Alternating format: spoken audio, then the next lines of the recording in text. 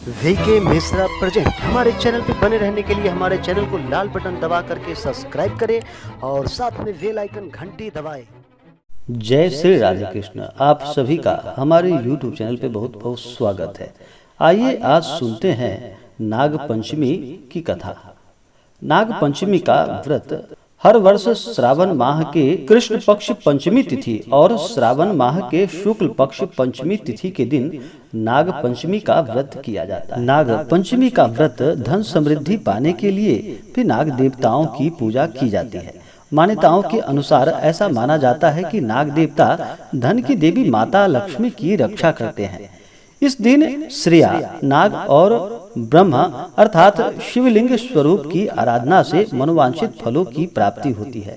जिस व्यक्ति की कुंडली में काल सर्प दोष आदि होता है उसे इस दोष से बचने के लिए नाग पंचमी का व्रत अवश्य करना चाहिए। यदि आपको अक्सर सपने में सर्प दिखाई देता है या फिर आपको सर्पों से अधिक डर लगता है तो आपको विधि विधान के साथ नाग पंचमी के दिन पूजा करनी चाहिए। विशेष रूप से नाग पंचमी के दिन नाग देवता को दूध और लावा चढ़ाना चाहिए। ठंडा चीज इनको चढ़ाया जाता है। इससे नाग देवता प्रसन्न होते हैं और मनोवांछित फलों को प्रदान करते हैं। नाग पंचमी को बहुत से जगहों पर इसे लग पांच के भी नाम से जानते हैं। नाग पंचमी का व्रत उत्तर भारत में बहुत से जगहों पर श्रावण माह कृष्ण पक्ष पंचमी तिथि के दिन किया जाता है और बहुत से जगहों पर श्रावण माह शुक्ल पक्ष पंचमी तिथि के दिन इस व्रत को किया जाता है। जो भी नाग पंचमी का व्रत करते हैं उन्हें चतुर्थी तिथि से ही इस व्रत के नियम का पालन करना पड़ता है।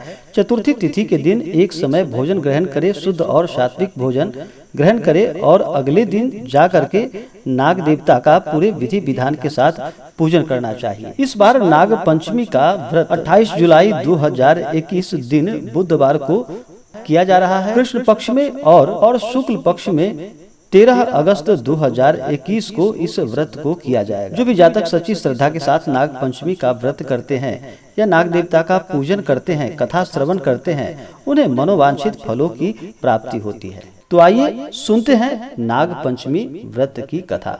तो बोलिए प्रेम से नाग देवता की जय, भगवान भोलेनाथ की जय। बहुत समय पहले की बात है कि प्राचीन काल में एक सेठ जी के 7 पुत्र थे। सातों के विवाह हो चुके थे। सबसे छोटे पुत्र की पत्नी श्रेष्ठ चरित्र की विदुषी और सुशील थी, परंतु उसके भाई नहीं थे। एक दिन बड़ी बहू ने घर लिपने को पीली मिट्टी लाने के लिए सभी बहुओं को साथ चलने को कहा। तो सभी ढलिया और खुपड़ी लेकर मिट्टी खोदने लगी। तभी वहां एक सर्प निकला जिसे बड़ी बहू खुरपी से मारने लगी। यह देखकर छोटी बहू ने उसे रोकते हुए कहा कि मत मारो इसे, यह बेचारा निरपराध है।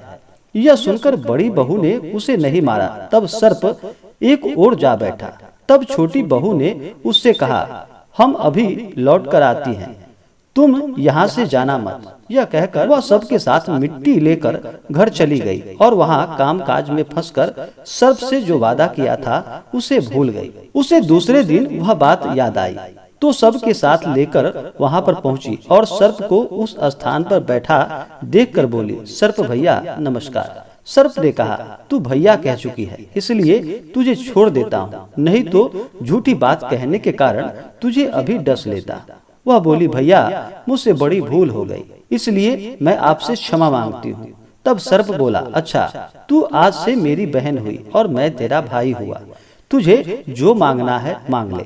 वह बोली, भैया मेरा कोई नहीं है, अच्छा हुआ जो तू मेरा भाई बन गया। कुछ दिन व्यतीत होने पर वह सर्प मनुष्य का रूप रखकर उसके घर आया और बोला कि मेरी बहन को भेज दो। सबने कहा कि इसके तो कोई भाई नहीं था। तो वह बोला, मैं दूर के रिश्ते में इसका भाई हूँ, बचपन में ही बाहर चला गया था।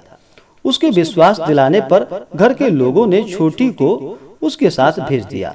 उसने मार्ग में बताया कि मैं वही सर्प हूँ, इसलिए तू डरना नहीं और जहाँ चलने में कठिनाई हो वहाँ मेरी पूंछ पकड़ लेना। उसके कहे अनुसार ऐसा ही किया और इस प्रकार वह उसके घर पहुँच गई। वहाँ के धन ऐश्वर्य को देखकर वह चकित हो गई। एक दिन सर्प की माता ने उससे कहा, मैं एक काम से बाहर जा रही हूँ, तू अपने भाई को ठंडा दूध पिला देना। उसे यह बात ध्यान न रही और उसने गर्म दूध पिला दिया, जिसमें उसका मुख बेहतर जल गया। यह देखकर सर्प की माता बहुत क्रोधित हुई, परंतु सर्प के समझाने पर वह शांत हो गई। तब सर्प ने कहा कि बहन को अब उसके घर भेज देना चाहिए। तब सर्प और उसके पिता ने उसे बहुत सा सोना और चांदी, जवाहरात आदि वस्त्र आभूषण देकर उसके घर उसे पहुंचा दिया। इतना ढेर सारा धन देखकर बड़ी बहू ने ईर्ष्या से कहा, भाई तो बड़ा धनवान है, तुझे तो उसके और भी धन लाना चाहिए था। सर्प ने यह वचन सुना तो वह वस्तुएं सोने की लाकर दे दी। यह देखकर बड़ी बहू ने कहा, इन्हें झाड़ने की झाड़ू भी सोने की ही चाहिए। तब सर्प ने झाड़ू भी सोने की लाकर रख दी। सर्प ने छोटी बहू को हीरा मणियों का एक अद्भुत हार भी दिया। उसकी प्रशंसा उस देश की रानी ने भी सुनी और वह राजा से बोली कि सेठ की छोटी बहू का हार यहाँ आना चाहिए। राजा ने मंत्री को हुक्म दिया कि उससे वह हार लेकर शीघ्र उपस्थित हो। मंत्री ने सेठ जी से जाकर कहा कि महारानी जी छोटी बहू का हार पहनेंगी, वह उससे लेकर मुझे दे दो। सेठ जी ने डर के कारण छोटी बहू से हार मांगकर दे दिया। छोटी बहू को यह बात बहुत बुरी लगी। उसने अपने सर्प भाई को याद किया और आने पर प्रार्थना की कि भैया, रानी ने हार मेरा छीन लिया है, तुम कुछ ऐसा करो कि जब वह हार उसके गले में रहे तब तक के लिए सर्प बन जाए, और जब वह मुझे लौटा दे तब हीरों और मणियों का वह हो जाए। सर्प ने ठीक वैसा ही किया। जैसे ही रानी ने हार पहना वैसे ही वह सर्प बन गया। यह देखकर रानी चीख पड़ी और रोने लगी। यह देखकर राजा ने सेठ के पास खबर भेजी कि छोटी बहू को तुरंत भेजो। सेठ जी डर गए कि राजा ने जाने क्या करेगा। वे स्वयं छोटी बहू को साथ लेकर उपस्थित हुए। राजा ने छोटी बहू से पूछा, तूने क्या जादू किया है, मैं तुझे दंड दूंगा। छोटी बहू बोली, राजन, इस दुष्टता के लिए मैं क्षमा चाहती हूँ। यह हार ही ऐसा है कि मेरे गले में हीरो और मणियों का रहता है और दूसरों के गले में सर्प बन जाता है। यह सुनकर राजा ने वह सर्प बना हार उसे देकर कहा, अभी पहनकर दिखाओ। छोटी बहू ने जैसे ही उसे पहना वैसे ही हीरो और मणियों का वह हार हो गया। यह देखकर राजा को उसकी बात पर विश्वास हो गया और उसने प्रसन्न होकर उसे बहुत सी मुद्राएं भी पुरस्कार स्वरूप दी। छोटी बहू अपने हार को और इन सभी वस्तुओं जो कि राजा ने दिया था वह अपने घर लेकर के आ गई। उसके धन को देखकर बड़ी बहू ने ईर्ष्या के कारण उसके पति को सिखाया कि छोटी बहू के पास कहीं से धन आया है। यह सुनकर उसके पति ने अपनी पत्नी को बुलाकर कहा, ठीक ठीक बता कि यह धन तुझे कौन देता है। तब वह सर्प को याद करने लगी। तब उसी समय सर्प ने प्रकट होकर कहा कि यदि मेरी धर्म बहन के आचरण पर संदेह प्रकट करोगे तो मैं उसे खा लूंगा। यह सुनकर छोटी बहू का पति बहुत प्रसन्न हुआ और उसने सर्प देवता का बड़ा सत्कार किया।